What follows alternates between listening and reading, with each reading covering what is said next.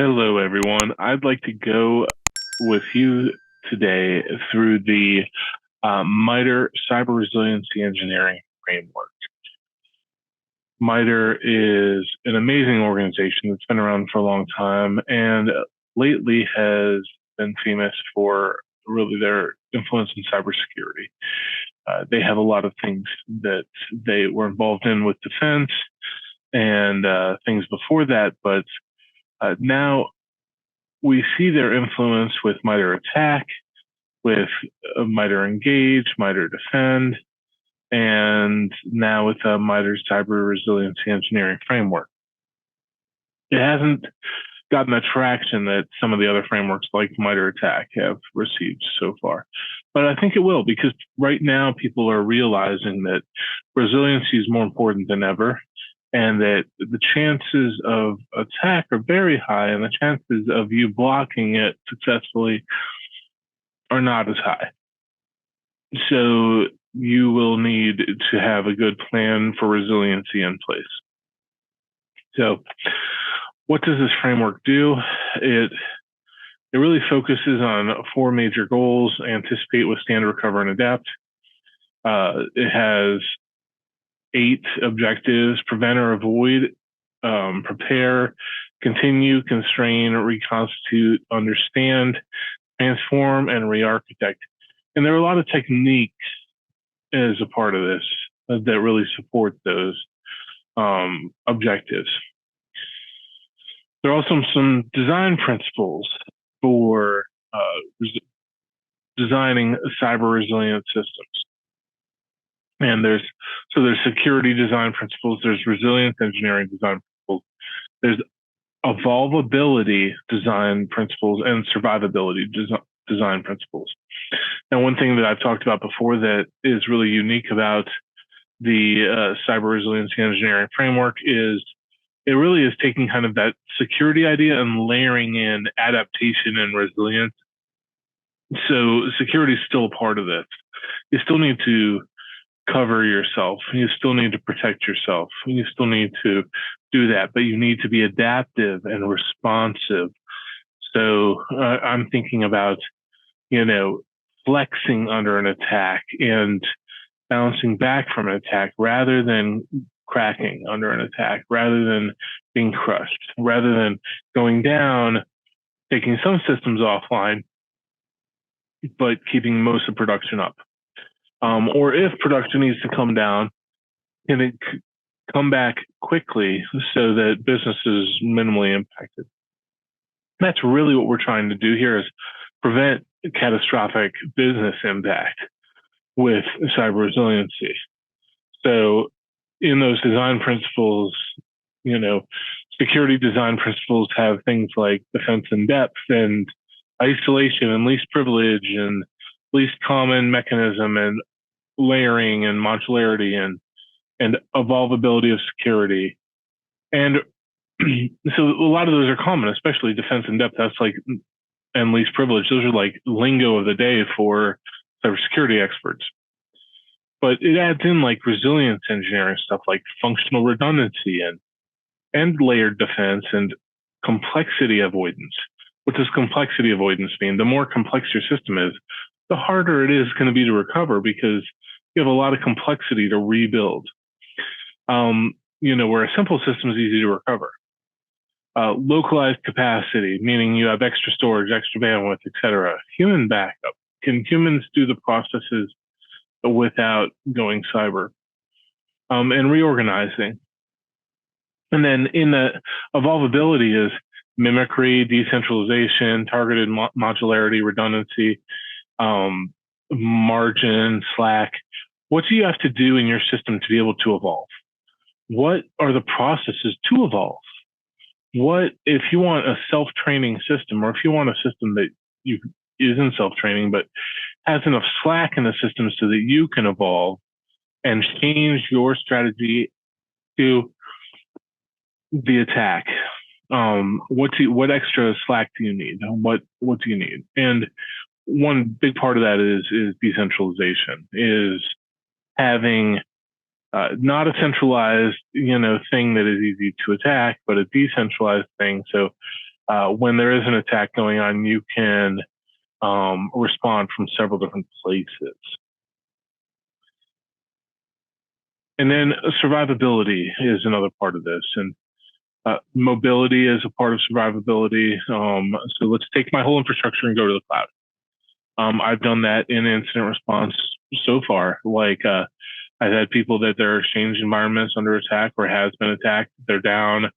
I'll migrate them to 365 and have them up and running with email in 2 or 3 hours, and a major enterprise. And yeah, they don't have their historical email data, but they're able to communicate. They're able to use Exchange right now. And that's an example of mobility. I've had environments where we've had a fire, and while we were saving equipment from the fire, we had engineers recovering the environment to Azure so that we were able to run from Azure really while we're rebuilding the data center. So things like that are important. And then how are we going to evolve in survivability? That's your adaptation. Like you're going to be seeing continued attacks. How do you make your downtime less next time? How do you make it more painful for the attacker next time? How do you make this an improvement on your part? So some things that I want to share with you is MITRE's Cyber Resiliency Engineering Framework Navigator called CREF Navigator. And let me see if I can share that with you here. And boom. And I would ask you if you can see the screen, but I'm assuming you can. So this is the CREF Navigator. And it's by MITRE and has a lot of cool stuff. But you can see kind of the breakdown of how it's set up. It has the goals, objectives, techniques. And this is how I commonly use it. I say, okay, I need to set up some adaptation here. It's supported by these objectives. Let's do re-architect, or let's do transform. And then it'll say, okay, these are some sub-objectives, these are some techniques, these are some design principles that we can use to, conquer this objective. And then let's say we want to re-architect, same thing.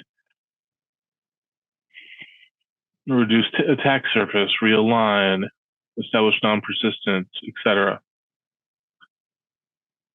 So this is a really handy thing. Now let me, one more thing I wanted to drill into here. Let's say I go into transform. Okay, notice there's flashcards here.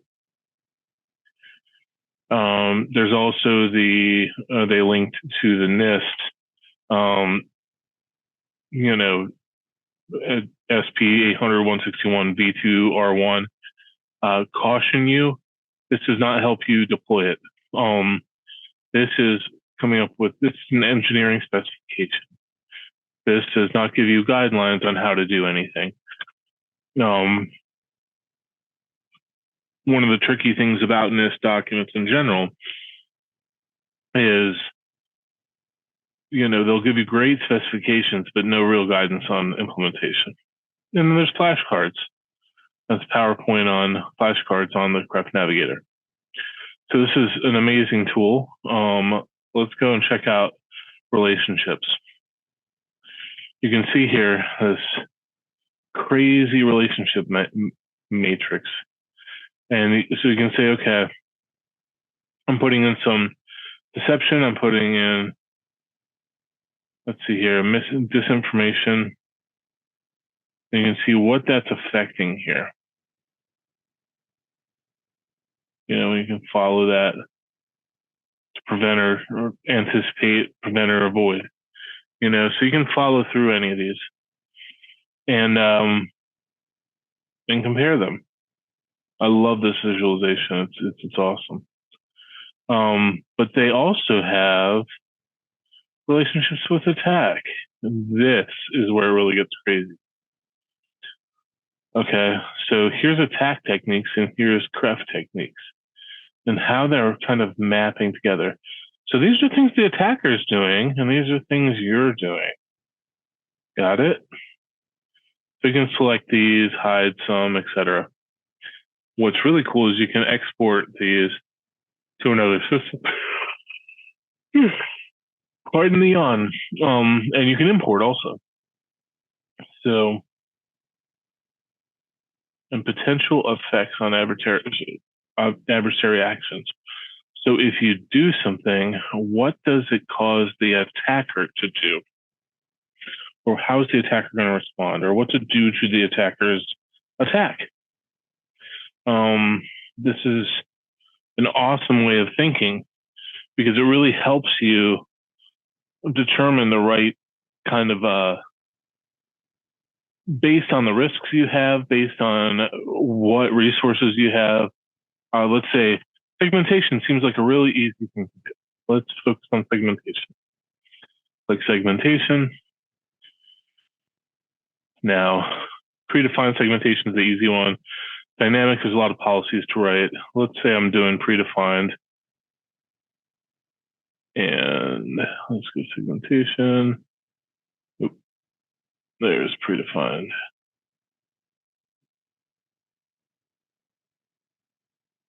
All right. So it might do any of these to the attacker. So contain them, degrade them, negate them, etc. So this is an awesome tool to see how effective that would be.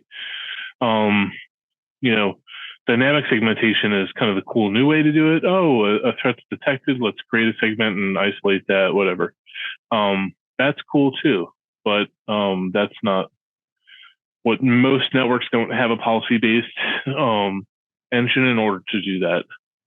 So that is something to consider what resources you have available to you. I love deception. I need to learn more about it. There is MITRE Engage, which is really a deception platform or framework. But I am bad at deception. I don't know anything about it. So I need to learn more there. But I also wanted to show you guys these two things. So the Cyber Resiliency Engineering Framework, this whole PDF here from MITRE, is the core document for this. So all of what I was just showing you, all of the goals, the objectives, all of those are under here. So it'll kind of describe what each of those mean. Okay. And then there's this other document from MITRE, Cyber Resiliency Design Principles. So this is really how to design around this. It's not really implementation as much as design. But this is important. So this is going into really what the design principles are, the strategic design principles, and then how that maps to structural design principles, etc. Limit the need for trust, etc. So one thing here is there's a lot of overlap. If there was a Venn diagram between the MITRE Cyber Resiliency Engineering Framework and Zero Trust, there's a lot of similar things. They are not the same. There's a lot of things that are in the Cyber Resiliency Engineering Framework that are not parts of Zero Trust.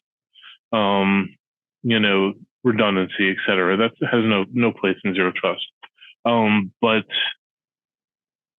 same with a lot of the I guess disruption and disinformation and things like that. Those aren't really Zero Trust ideas. But policy-based segmentation is, and isolation is, and things like that. So there's a lot of Zero Trust that's natively built into these. So as you guys are going forward and trying to figure out how do I set up security right at my organization? How do I set up resiliency right at my organization? Think about MITRE. Think about using their CREF Navigator, and think about how to use that to fuel your plan. Obviously, you're going to have your own flavor on this. You're going to have your own twist, and every environment's different. Every set of resources is different. Your ability to execute is different. But this framework gives you a bunch of ideas. That's what a framework is. A bunch of ideas on what to do next. It's not a prescriptive plan. It's not compliance. It's saying, here's some cool stuff that you should do. And here's how it could help you. So take a look at that, especially as you're coming up with your IT strategy and your information security strategy going forward. If you can go with more of a resilience approach, then you're including cybersecurity, but you're going forward with business resilience in mind, which is going to really put you in a good light in the eyes of the business. All right. Thank you so much, everybody. Have a good day.